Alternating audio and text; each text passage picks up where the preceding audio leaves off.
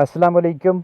अगर आपने मुर्गियां रखी हुई हैं तो मुख्तलिफ टूल्स के साथ साथ आपके पास कुछ अद्वियात भी दस्तयाब होनी चाहिए जिन्हें आप बवक्त ज़रूरत इस्तेमाल कर सकें।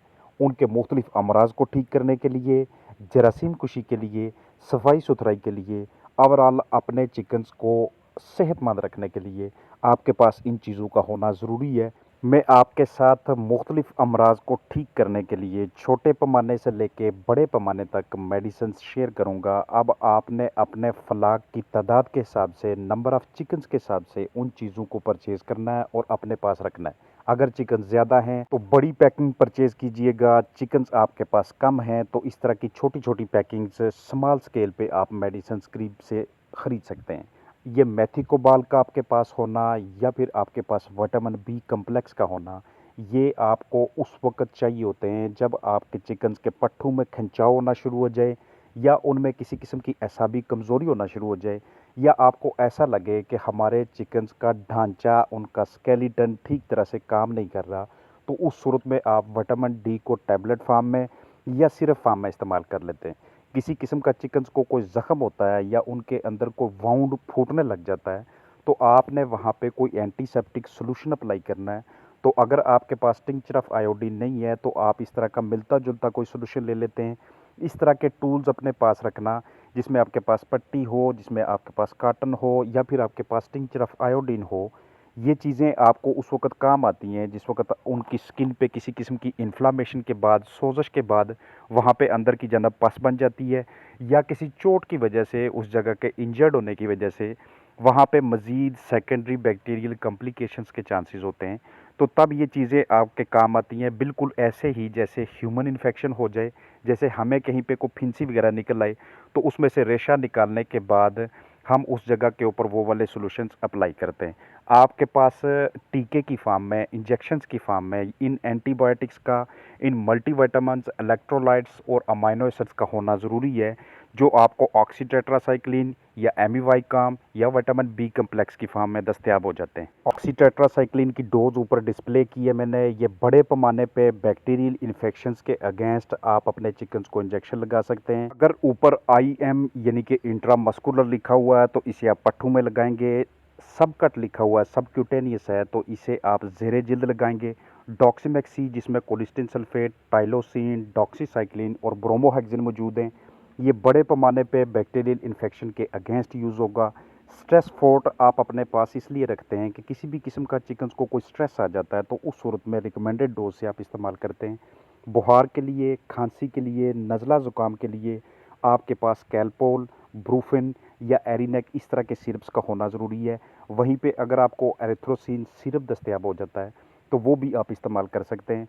पायोडीन का इस्तेमाल करना या पॉलीफेक्स का यूज़ करना, ये जब आपके चिकन्स की आइज़ ख़राब होने लग जाती हैं, इन्फेक्शन हो जाता है तो ये मज़ीद इन्फेक्शन को फैलने से बचाता है या जब आप वहाँ पे कुछ ऑपरेट करते हैं तो तब ये काम आता है। पेडिड्रॉल, इलेक्ट्रोलाइट्स को आप घरेलू पैमाने पे यूज़ करते हैं। ये आपके चिकन्स के लिए एनर्जी का सोर्स होते हैं। और इसके अलावा अगर आप उनके लिए आई ड्रॉप्स परचेज़ करना चाहें तो टोब्रा डी के नाम से और दूसरे मुख्तलिफ नेम्स जो मैं यहाँ पे डिस्प्ले कर रहा हूँ, ये आप अपने चिकन्स की आइज़ के ऊपर लगा के, जो तरीक़ाकार इसके मुताबिक बताया जाता है, उनके आइज़ इन्फेक्शन को स्प्रेड होने से और अपने चिकन्स की आइज़ को ज़ाया होने से आप बचाते हैं। इसमें डेक्सामेथासोन और टोब्रामाइसिन एंटीबायोटिक्स होती हैं। ये इस तरह के जो आई ड्रॉप्स होते हैं ये आपके चिकन्स की जल्द रिकवरी के लिए, उनके अंदर इन्फेक्शन को मज़ीद फैलने से बचाने के लिए और आपके चिकन्स की हेल्थ के हवाले से आपके लिए, आपके चिकन्स के लिए इम्पॉर्टेंट होते हैं। मेगामॉक्स जिसमें मॉक्सीफ्लॉक्सासिन मौजूद होती है, इसको आप अपने चिकन्स की आइज़ में उस वक़्त लगाते हैं जिस वक़्त चाहे वो कोराइज़ा की वजह से ख़राब है या किसी दूसरी रेस्पिरेटरी प्रॉब्लम की वजह से ये मसला बना है।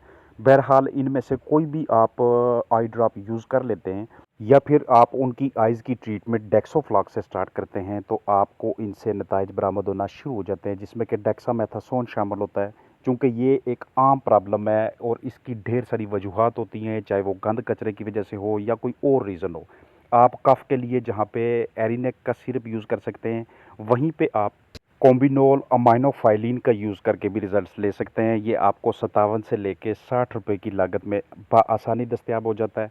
इसके अलावा अगर आप अपने चिकन्स को किसी भी किस्म के रेस्पिरेटरी प्रॉब्लम से निकालना चाहें तो आपके पास ब्रेटनिल सिरप दस्तयाब होता है जस्ट 44 रुपीज़ की प्राइस में। ये आपको ह्यूमन मेडिकल स्टोर से मिल जाता है। कफ के लिए आप उनमें हाइड्रिलिन भी यूज़ कर सकते हैं। अगर आपके चिकन्स हर हर की आवाज़ें निकाल रहे हैं या फिर उन आपको ऐसे फील होता है कि उनके अंदर बलगम सी इकट्ठी होना शुरू हो गई है, तो उस सूरत में ये वाली चीज़ और ऐसी फाइल का भी इस्तेमाल करके रिजल्ट्स लिए जाते हैं। जैसे ही वेदर चेंज होने लग जाता है, मौसम में थोड़ी बहुत तब्दीली आती है, आप इस तरह की चीज़ों को अपने पास लाजमी रखा करें, चाहे वो एडालिन की फार्म में हों या पहले जो मैंने आपके साथ सिरप शेयर किए उनकी फार्म में हों। बहरहाल आपने नताइज लेने हैं तो इनमें से कोई भी चीज़ आइज़ के लिए और उनके जिस्मानी सेहत के लिए लाजमी यूज़ किया करें। अगर आप चाहें कि आप अपने चिकन्स के हाजमा को बेहतर करें तो उस सूरत में आपको कार्बोनेटिव मिक्सचर आसानी बाज़ार से दस्तयाब हो जाता है।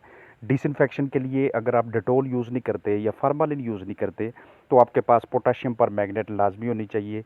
बड़े पैमाने पे काम करने वाली एंटीबायोटिक्स डॉक्सीसाइक्लिन हाइक्लेट या फिर इसके अलावा आप अपने पास डॉक्सीमेक्सी या कोई भी दूसरा प्रोडक्ट रख लें। ये fowl cholera, fowl typhoid, mycoplasma, CRD, CCRD या ब्रोंकोनिमोनिया या इकोलाई की प्रॉब्लम्स अगर आपके चिकन्स में होती हैं, इवन कि उनकी बिट्ठू में आपको खून नज़र आता है, एंट्राइटिस की प्रॉब्लम्स हैं, तो उस सूरत में आप इन्हें यूज़ कर सकते हैं।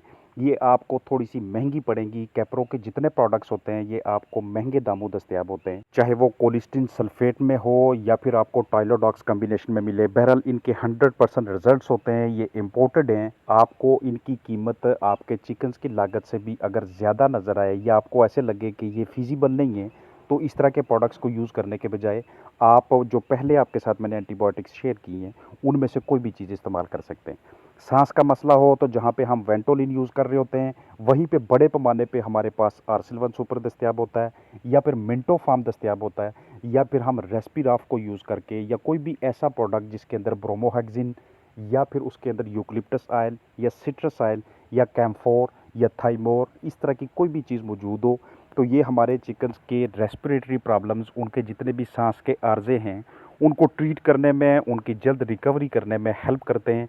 लेकिन ये वाले भी आपको ज़रा महंगे दामों दस्तयाब होते हैं, इसलिए स्मॉल स्केल पे छोटी पैकिंग यूज़ कीजिएगा।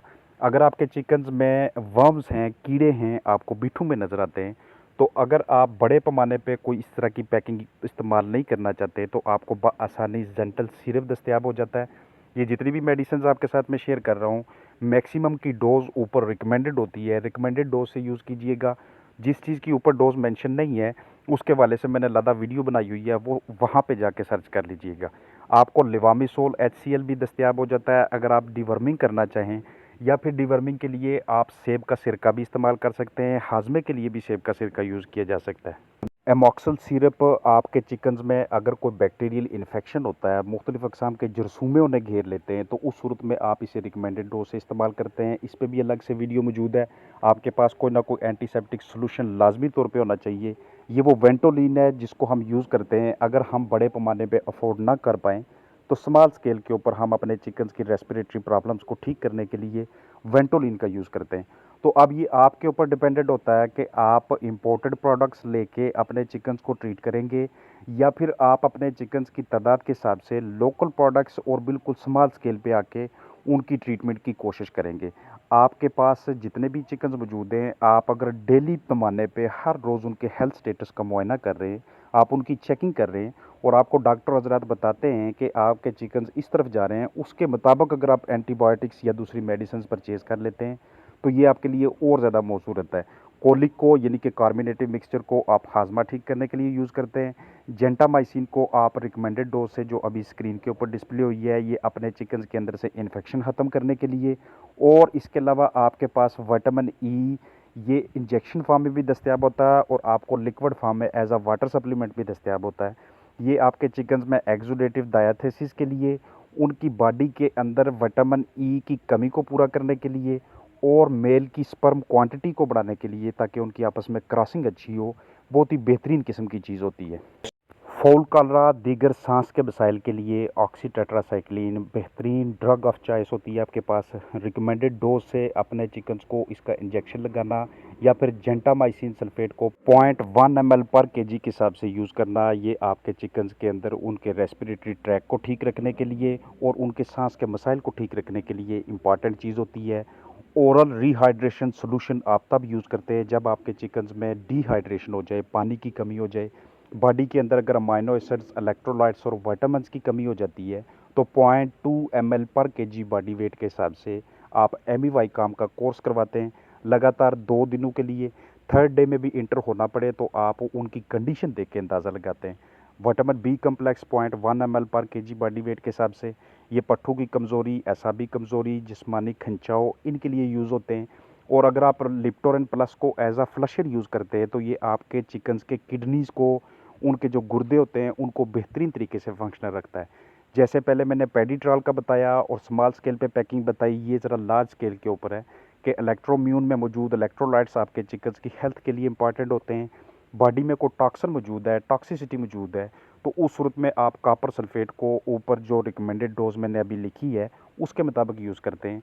आसिलवन सुपर जहाँ पे आपको लार्ज क्वांटिटी में बड़ी पैकिंग में दस्तयाब होता है, वहीं पे ये आपको स्मॉल पैकिंग में भी 1 लीटर की, इवन 500 ml की पैकिंग में भी दस्तयाब हो जाता है।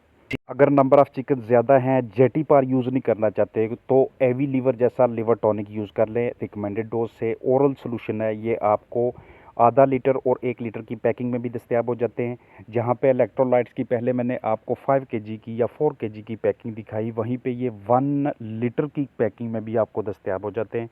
लेकिन आपने जब भी इनका यूज़ करवाना है, बाकायदा तरीके से इनका कोर्स करवाना है। किसी किस्म का कोई स्ट्रेस हो, चाहे बहुत ज़्यादा गर्मी की वजह से या कोई और स्ट्रेस हो, तो चिकन्स को स्ट्रेस से बाहर निकालने के लिए विटामिन सी को रिकमेंडेड डोज के मुताबिक लाजमी तौर पे यूज़ किया करें। इसके अलावा अगर आप कोलिस्टीन सल्फेट का यूज़ करते हैं तो 1:10 की रेशो के साथ आप इसका लगातार 5 दिनों तक कोर्स करवाते हैं और डेली आप इसको 8 घंटों के लिए यूज़ करते हैं। अगर ये आपके पास दस्तयाब नहीं है तो उस सूरत में 1:2 की रेशो से आप डॉक्सीमैक्स सी का इस्तेमाल करते हैं। मेंथोड विटामिन ई, ये आपके चिकन्स के लिए विटामिन ई सेलेनियम का एक बेहतरीन ज़रिया आपको दस्तयाब होता है। ये आपको पहले मैंने एवियन की शेप में भी दिखाया। स्मॉल स्केल पे आप इसके लिए मुख्तलिफ अक़साम की हर्ब्स भी यूज़ कर सकते हैं। ये अमाइनोलिन है जिसमें अमाइनो एसिड्स मौजूद होते हैं जो हमारे चिकन्स की बेहतरीन हेल्थ के लिए, उसके बाकायदा वेट गेन के लिए बहुत ज़रूरी चीज़ होती है। एवियन की फार्म में या फिर विटामिन ई का कोई दूसरा सोर्स हो, विटामिन ई सेलेनियम के हमारे चिकन्स की ग्रोथ के लिए, नॉर्मल मेटाबॉलिज्म के लिए बहुत ही अहम रोल होता है। अब स्ट्रेस को रिलीज़ करने के लिए चाहे आप स्ट्रेस फूड का इस्तेमाल करें या विटामिन सी का इस्तेमाल करें या फिर आप इसको दूसरी सब्जियों से या जड़ी बूटियों से ठीक करने की कोशिश करें। इलेक्ट्रोलाइट्स, इलेक्ट्रो सी, ये तमाम चीज़ें जितनी भी आप देख रहे हैं, ये आपके बर्ड की हेल्थ के लिए और उनकी लिविबिलिटी के लिए इम्पॉर्टेंट चीज़ें हैं। जेटी पार्क या एवी लीवर या टोनी लीवर, फंक्शन इनका एक ही है। इन्होंने आपके चिकन के जिगर को सही तरह से मजबूती फराहम करनी होती है, सही तरह से उसे फंक्शनल करना होता है।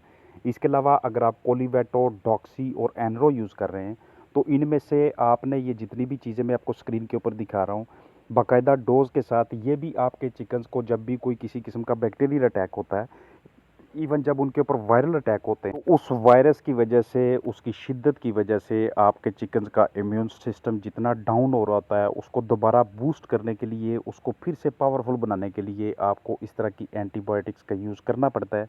यही वो एंटीबायोटिक्स होती हैं जितनी भी मैंने आपके साथ शेयर की हैं कि जो कि मुख्तलिफ ट्रेड नेम से, मुख्तलिफ जेनेरिक नेम से आ रही होती हैं और आपके लिए ये नई बन जाती हैं। एक्चुअल चीज़ होती है उसके अंदर जो फार्मूला मौजूद होता है, फार्मूले को हमेशा अपने पास लिख के रख लिया करें।